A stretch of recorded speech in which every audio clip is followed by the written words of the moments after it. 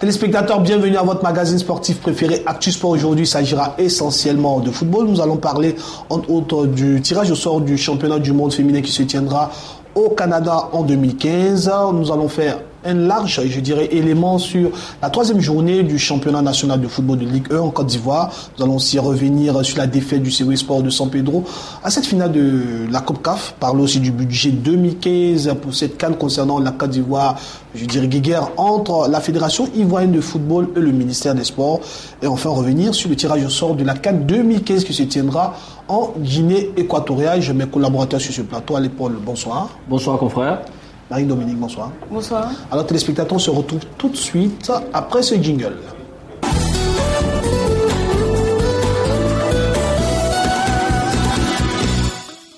Alors comme annoncé, nous allons ouvrir ce magazine avec le tirage au sort du championnat du monde féminin qui se tiendra au Canada avec Marie-Dominique Gomé, la Côte d'Ivoire. Je dirais les Elephants héritent d'une poule quand même en griffe difficile avec la Norvège, aussi l'Allemagne.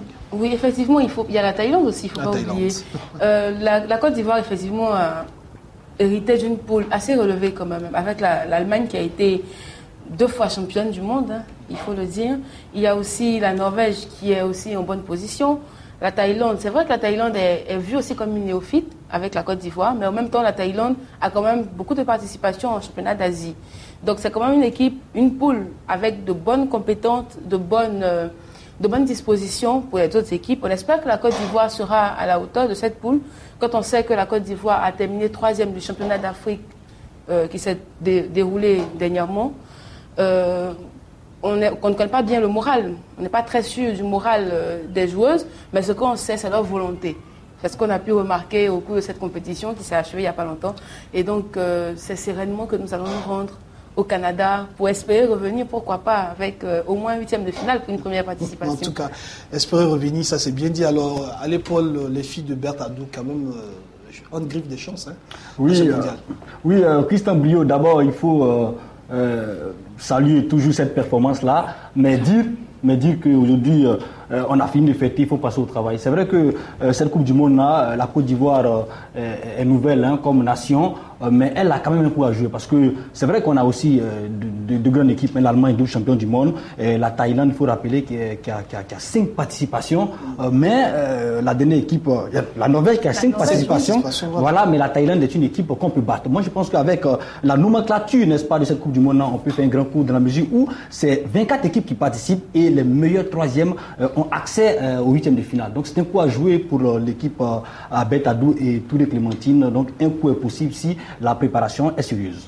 On espère bien si la préparation est sérieuse, en tout cas élément très important pour la suite de cette compétition. Alors nous allons très rapidement ouvrir le chapitre de la 3e journée du championnat national de Côte d'Ivoire avec toujours à l'épaule beaucoup de rebondissements, des surprises quand même. Oui, vraiment des surprises, mais Christian Briot, encore une fois, on a eu 10 buts.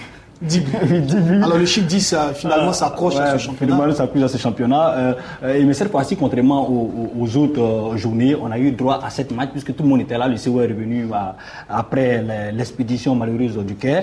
Alors donc on a eu 7 matchs. Le premier match, c'est l'Africa Sport National ce samedi au stade Champoux de Marcory, recevait le stade d'Abidjan. C'était donc un choc dans les années 80, fin d'année 90. Aujourd'hui, c'était un match quelconque, mais on a quand même assisté à un très bon match.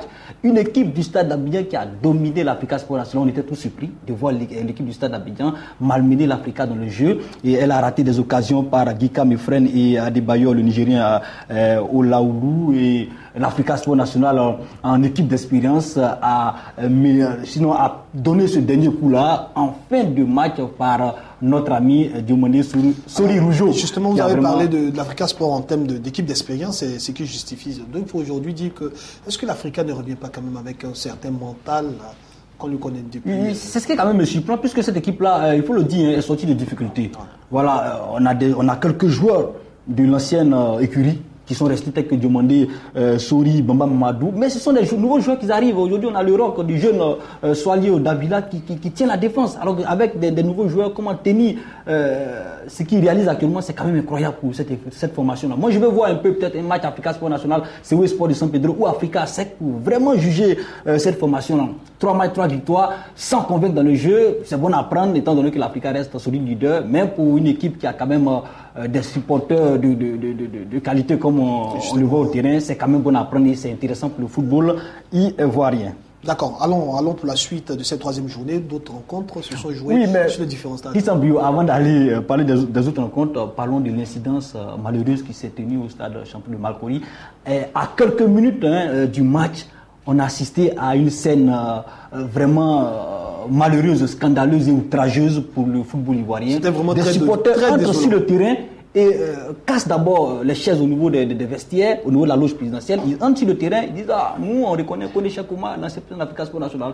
Et la scène a duré une dizaine de minutes avant que les policiers, n'est-ce pas, de la BAE viennent en renforcement et matent, n'est-ce pas, cette petite rébellion, parenthèse là. Une scène qui était vraiment digne d'une bagarre dans un maquis. Dans un maquis, peut-être un match d'inter-village entre Boubo et Assap dans la sous-ouverture de Dabou.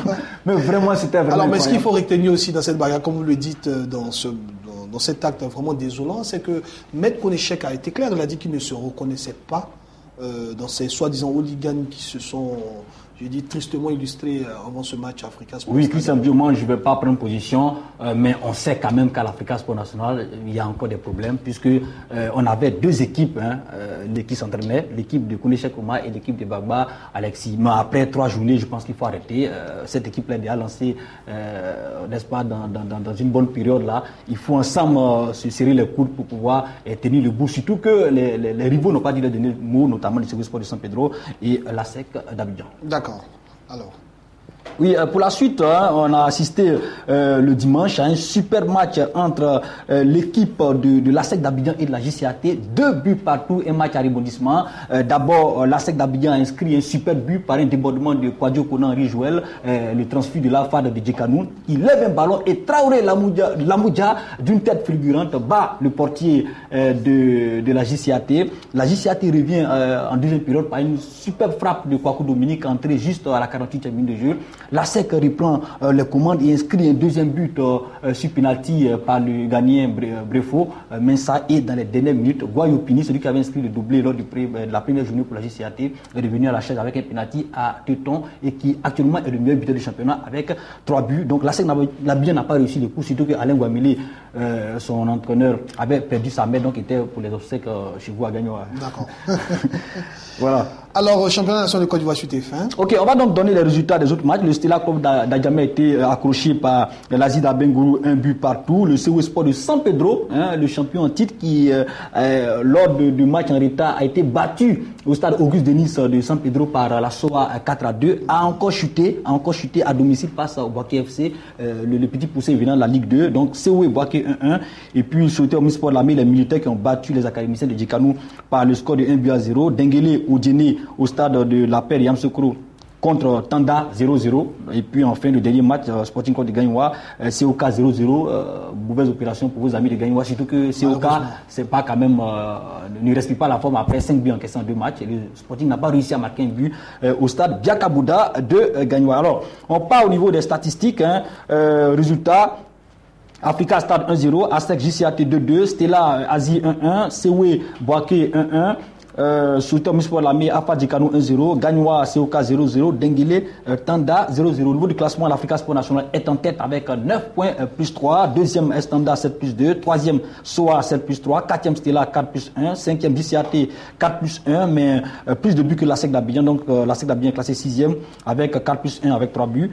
Septième Afa Djekanou 4 points. Et puis en bas du tableau, on retrouve 8e Gagnoua, 9e Stade, 10e Azida Bengourou, 11e Boaké FC, 12e le COE Sport de Saint Pedro champion en titre, 13e Denguélé et le COK ferme la marche avec 1 point, moins 5 buts. Voilà, j'enchaîne avec les statistiques. Au niveau de cette 3e journée, on a assisté à 5 matchs nuls, c'est quand même incroyable. 5 matchs nuls et 2 victoires à domicile. 10 buts ont été marqués durant ces 7 matchs-là. Et puis, la meilleure attaque du championnat actuellement, après 3 journées, c'est la JCAT et la SOA qui totalisent 5 buts. La mauvaise attaque, c'est le COK et Denguélé, après 3 journées qui n'ont pas encore marqué de but, nos amis du Nord, qui ne sont pas féconds en attaque.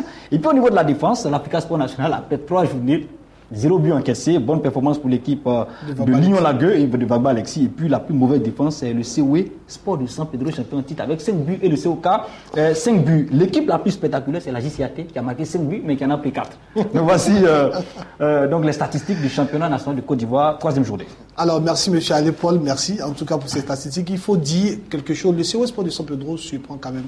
On sait que André, ce club avait quand même supplanté toutes les équipes lors des manches précédentes, mais aujourd'hui un COE qui est quand même handicapé, on fait une ligne à Salé. À Salé, Kwame Kofi Christian. Alors qui finit, je vais dire, après 3 journées de championnat, quand même, selon vous, quelle lecture on peut faire de cette équipe? Bon, le COE a joué 2 matchs, puisque le COE a encore un match en retard face à la SEC d'Abidjan. Donc on se dit que les Portugais n'ont pas encore digéré la déconvenue devant les crocodiles du Nil. Donc donner un peu de temps à l'équipe de Rigo Gervais et puis peut-être après 5 journées on pourra mieux juger, n'est-ce pas, de la capacité de réaction de cette formation. D'accord, nous allons justement continuer avec cette équipe du COE Sport de San Pedro. Nous allons revenir sur cette défaite, je dirais, qui a plongé toute la Côte d'Ivoire dans la tristesse, à la dernière minute, le COE Sport qui se fait surprendre comme ça. Alors, Marie-Dominique Gomé, vous l'avez dit, c'était le but qu'il ne fallait pas encaisser. Finalement, cette erreur était payée cash. Oui, effectivement, c'était le but qu'il ne fallait pas prendre. Et malheureusement, le COE a payé de son manque d'expérience. À ce niveau de la compétition, il y a des buts, il y a des erreurs qu'on ne commet pas. Non seulement on ne prend pas de but quand on reçoit à domicile, disons, et on ne rate pas des occasions. Parce qu'on a regardé pendant le match, il y a eu beaucoup de ratés. Il y a eu beaucoup d'actions qui ne sont pas achevées comme il fallait. On a vu beaucoup d'hésitations devant les buts, on a vu, je ne sais pas, la crispation. Vraiment, on n'a pas reconnu le COE. C'est vrai que le COE a été compétitif. Comme équipe, le COE a été quand même battant. Mais au niveau des résultats, ça se sent. Et puis, ils ont péché. Ils ont péché à la dernière minute. On ne prend pas un but, on ne laisse pas un joueur, un attaquant, surtout dans ces conditions-là. Voilà, il faut faire attention. Et malheureusement, le COE n'a pas eu le titre que nous attendions tous. Malheureusement, le COE est tombé face à la Ligue du Caire. Mais bon... C'est quand même avec beaucoup de joie. Vous avez fait un tour en Égypte, vous prononcez, vous avez vous savez, une prononciation arabe. Alors à l'époque, aujourd'hui, elle a parlé de manque d'expérience de cette équipe du COE, mais est-ce qu'on peut dire quand même que le COE a péché par son inexpérience avec ses occasions manquées et se fait surprendre finalement à la dernière minute? Oui, Christian Bio, je l'avais dit, je l'indiquais tantôt, si le COE perdait, cette défaite laissera au palais de ma mémoire le goût singulier d'un fruit noble et amer. Et oui, ce soir-là, j'ai encore ce film tragique dans mon esprit. On jouait d'interminables minutes quand Walid Suleiman, sur le côté droit, lève un ballon et le vétéran Emad Meteb dans les airs du Caire crucifie Beau Sylvain, l'infortuné portier des portières, et les administrés du maire Nabo Clément ont fondu en larmes. Et c'était vraiment tragique pour toute une Côte d'Ivoire sportive. Oui, et ça, je souhaite ne plus revivre encore cette déconvenue comme la Côte d'Ivoire nous l'a fait vivre lors du 3e match de la Coupe du Monde face à la Grèce. Et c'est vraiment pas bon pour le football. On ne peut pas gérer les fins de match, je le dis avec amertume. Il faut corriger cet état d'esprit. Parce que pour moi, ce n'est plus le plan sportif, mais c'est le plan gestion, voilà, gestion, et le plan psychologique, comme le vous dites. résultat a quand même eu ses répercussions dans la suite du championnat avec le COE Sport de San Pedro, c'est quand même malheureux, puisque ça faisait quand même 15 ans qu'une équipe ivoirienne n'avait pas remporté une Coupe d'Afrique. D'accord. Alors, on va s'intéresser maintenant à la CAN 2015. On parle de ce budget pharaonique qui, aujourd'hui, est quand même met cette Côte d'Ivoire quand même dans une autre phase, bras de fer entre la Fédération ivoirienne de football, le ministère de tutelle, voilà, trop de bruit, une guéguerre. Qu'est-ce qui se passe concrètement? Vous savez, en Côte d'Ivoire, on a habitué au palabre au niveau du sport. Hein. Encore, j'ai envie de dire encore une histoire de plus. Il s'agit d'une histoire. D'abord, on se rappelle qu'avant le début du championnat, il y avait cette guéguerre entre le président de club Fédération Ivoirienne de football. Aujourd'hui, encore Fédération Ivoirienne de football, avec le ministère, trop de guéguerre. J'ai envie de dire Fédération Ivoirienne de football avec le ministre Alain Lobognon, puisque le ministre est vraiment clair. Il s'agit de quoi? Il s'agit en fait, la FIF, la Fédération Ivoirienne de football, a demandé un soutien à l'État comme elle le fait habituellement pour les compétitions. Et la FIF demande 3 milliards 533 millions de francs CFA pour aller à la CAN. Alors, le ministre Alain Lobognon estime que 3 milliards de francs CFA, c'est 533 millions, c'est trop pour une seule fédération et qu'il y a plusieurs fédérations. L'agent du ministère ne peut pas seulement aller au football. Et le ministre a dit qu'il n'acceptera pas que l'équipe ivoirienne s'entraîne hors d'Afrique puisque la FIFA avait proposé une préparation à Abu Dhabi. Et voilà. Bon, justement à ce niveau, on sait que la CAN se joue en Afrique. Aller faire une préparation hors de l'Afrique, est-ce que quelque part ça se justifie? Bon, ça peut se justifier si le pays qui nous accueille a des infrastructures sportives de qualité pour permettre à nos amis, à nos joueurs de se préparer. Il faut aussi tenir compte des conditions climatiques. Oui, je suis aussi d'accord avec vous dans la mesure où aujourd'hui, on a quand même, je pense, un espace de préparation où nos joueurs peuvent se concentrer surtout dans nos pays. C'est-à-dire que si c'est concernant bien connaissant nos joueurs, matin ils sont sur le terrain, la nuit ils sont dans les bacs climatisés de Marcory, mais peut-être on peut voir un peu au niveau de l'Afrique du Nord, les pays un peu limitrophes, le Ghana, pour se préparer pour être dans l'ambiance de la CAN concernant la température en fait, puisque la Guinée équatoriale, le Ghana, le Togo, c'est à peu près la même température. Donc le ministère a un peu raison, c'est quand même élevé, 3 milliards 533 millions de francs CFA, mais la FIFA quand même a justifié ce fait-là, la FIFA a estimé que c'est le budget habituel de préparation et que même elle avait diminué puisque le premier budget, le budget de la CAN 2015 était plus que ce qu'elle proposait, puisque c'était 3 milliards 892 millions de francs CFA.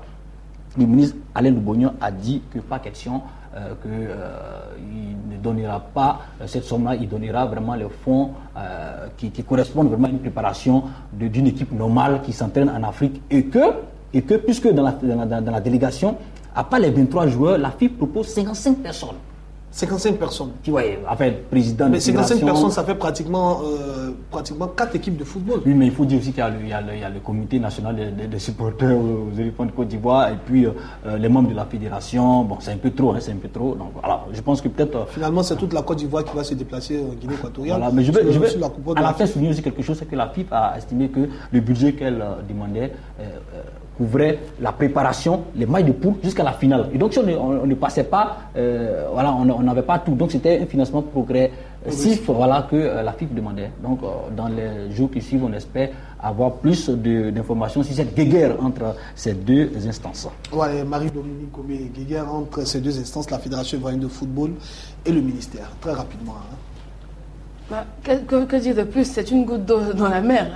On est habitué à cette guéguerre entre les footeux et le ministère. Mais en même temps, moi, je voulais relever un autre aspect. C'est que le ministère, il n'est pas le ministère du football exclusivement.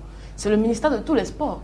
Donc, quand le football, quand la FIF réclame 3 milliards 500 000, une somme faramineuse, pour aller se préparer dans un pays qui, ma foi, n'a pas la même température que la Guinée équatoriale, qui est hors d'Afrique, où est quel est l'objectif? On se pose des questions. Et moi, ça me laisse perplexe quand je sais que des joueurs, d'autres disciplines sportives ne réclament que ne serait-ce quelques millions pour être un peu à l'aise et tout. Et peut-être que d'autres pays se préparent dans des conditions moins coûteuses que celles-ci. Le football et le sport roi dans d'autres pays. La Côte d'Ivoire gagne la CAN du basketball, mais à jamais ça ne nous dit rien. C'est pas ça, mais bon. Nous allons justement revenir sur les poules de cette CAN, avec la Côte d'Ivoire et tout ça. À l'épaule, tirage au sort, et les poules sont connues.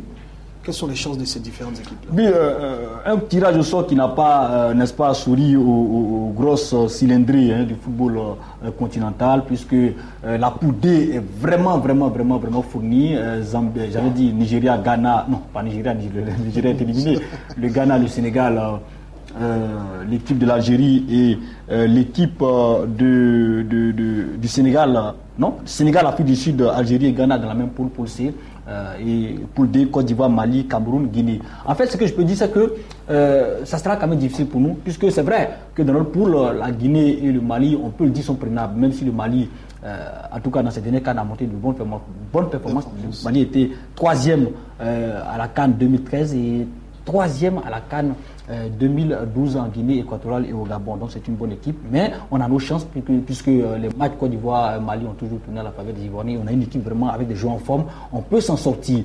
Mais peut-être le problème, c'est en sortant de cette poule, on croisera encore soit le premier ou le deuxième de la poule B plus de la poule C, qui comporte quand même de grosses cylindrées telles que le Ghana, l'Algérie, l'Afrique du Sud et le Sénégal. Et ça sera vraiment très difficile pour nous si on est concentré, qu'on a une bonne préparation et qu'on s'en sort des quarts de finale, on peut, je pense, remporter. Mais d'abord, avant cela, quand on fait un tour d'horizon, est-ce qu'on peut dire que ce tirage au sort a respecté vraiment toutes ces tendances? Moi, je dis non. Je ne sais pas sur quelle base la FIFA a fait ce tirage au sort parce que c'est quand même absurde de voir 4 têtes de poule, Guinée équatoriale, Zambie, Ghana, Côte d'Ivoire, sans l'Algérie qui est depuis des mois la meilleure équipe africaine au niveau du classement FIFA. Avec la performance que l'Algérie a pu réaliser en Coupe du Monde, l'Algérie quand même aurait dû être tête de poule. Le Cameroun aussi avec les performances sorties premier de sa poule, le Cameroun pourrait être tête de poule. Alors bon, on fera avec puisqu'on se dira en football, les nations se tiennent. Oui. Nous, on fait avec puisque pour remporter une coupe, vous devez battre tout le monde. Et comme quelqu'un le dirait, la vérité c'est sur le gazon. C'est sur le gazon vert et on verra dans quelques mois, sinon dans pratiquement un mois et demi, sur le sol de la Guinée équatoriale, donc le sol du pétrole. D'accord. Alors aujourd'hui, est-ce qu'on peut dire que la Côte d'Ivoire, avec tout ce que nous entendons, tout ce bruit, a quand même ses chances? On peut parler de favori à cette CAN 2015? Non, la Côte d'Ivoire, à mon sens, la Côte d'Ivoire n'est pas du tout favori et c'est même bien, je pense, que pour une fois, à une CAN, la Côte d'Ivoire parte sans être favori avant la compétition. Parce qu'on sait, et il a dit, Paul, que le football, ça se joue à 11 contre 11 et ça se joue pendant 90 minutes au moins.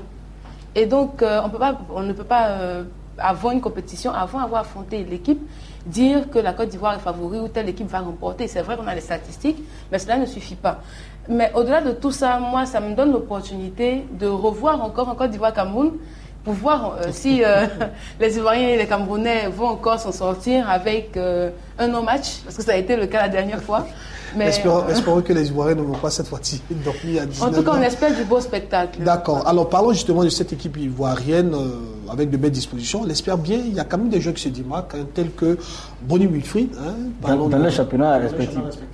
Oui, cette semaine, j'ai eu plaisir à regarder les différents championnats européens avec la prestation des Ivoiriens. Mais Bonnie Wilfried, c'est vraiment un cas exceptionnel. Imaginez-vous, les statistiques parlent en sa faveur.